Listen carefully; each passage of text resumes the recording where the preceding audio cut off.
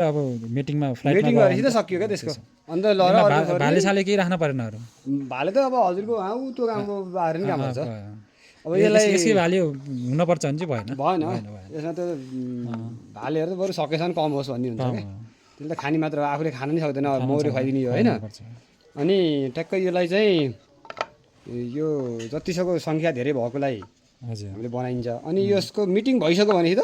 meeting भयो त जतिसक्दो छिटो लाने र अब अर्को 6 फ्रेम छ भने 3 फ्रेम निकाल्ने दुई फ्रेम के 2 फ्रेम पनि सिजनमा त 2 फ्रेम नै गाह्रो बन्छ क्या 2 फ्रेमलाई यो मिटिङ भएको लागि अर्देशी त रानी चाहिँ एक्टिभ हुन खोज्छ जतिसक्दो अब कति बेला गएर फुल पारम मात्र भइरहेको हुन्छ त्यसलाई अनि आधा जग्गा दिने मौरीले त्यो आधा जग्गा हल्का उठाउँदै त्यसले चाहिँ अन्डा दिन सुरु गर्छ अनि हुँदै हुँदै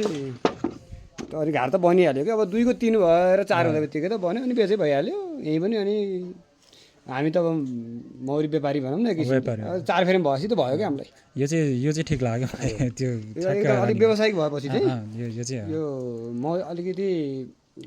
20-30 हजारबाट माथि पाल्नेहरूले यो विधि अपनाउने भने ठिक हुन्छ के